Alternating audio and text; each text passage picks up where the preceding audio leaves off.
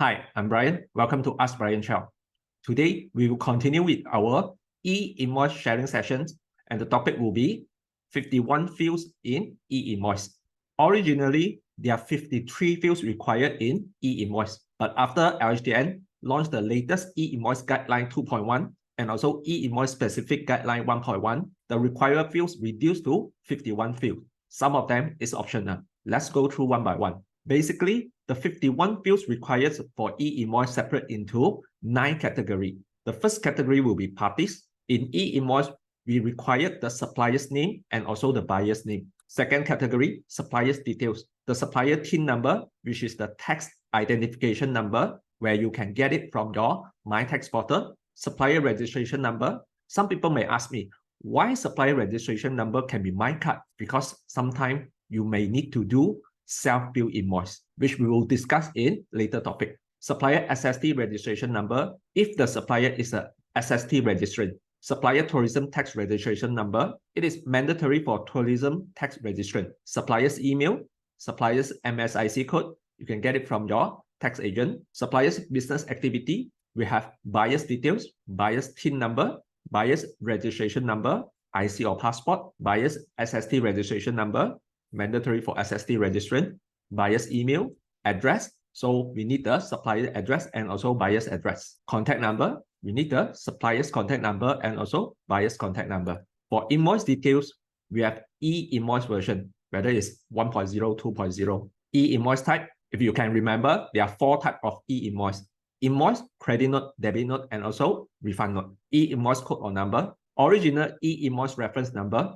This only applicable if you do credit note, debit note, or refund note, which need to refer back to a original invoice number. E-invoice date and time. Now, this one you need to take note because for date and time of issuance of the e-invoice, it need to be the current date and time, which means you no longer allowed to backdate your invoice or set your invoice date to a future date. I know many people doing this. It's time for you to change this SOP.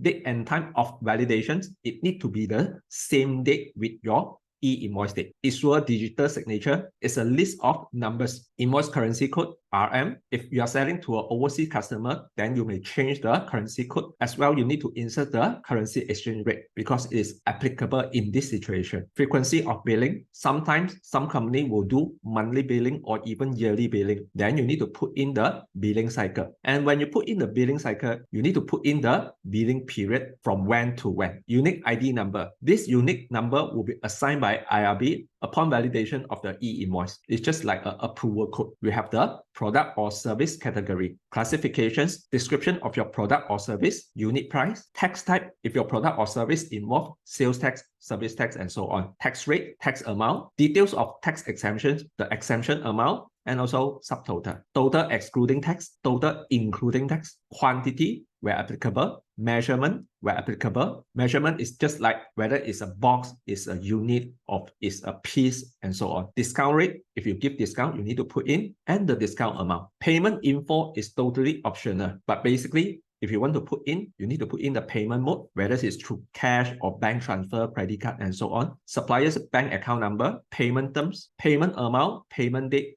payment reference number, and bill of reference number. This is a bit difficult because at the time for you to prepare the invoice, normally you will not know the payment condition. So that's why all this is optional. But will this be a compulsory in the future? Let's follow the updates. Basically, your e-invoice will look something like this. There is a QR code. All your validated e-invoice must have a QR code. Your customer or whoever who have this invoice, they can scan the QR code and get the invoice details through My Invoice portal. One more thing I need to highlight to you is during API verifications, that means when your software integrate with My Tax portal for verification of your e-invoice, one of the very major checking will be the format, which is the document submitted match the current version structure. The version of e-invoice structure will keep on changing, just like GST. If you are using an accounting software or billing software to do e-invoice, you need to make sure your version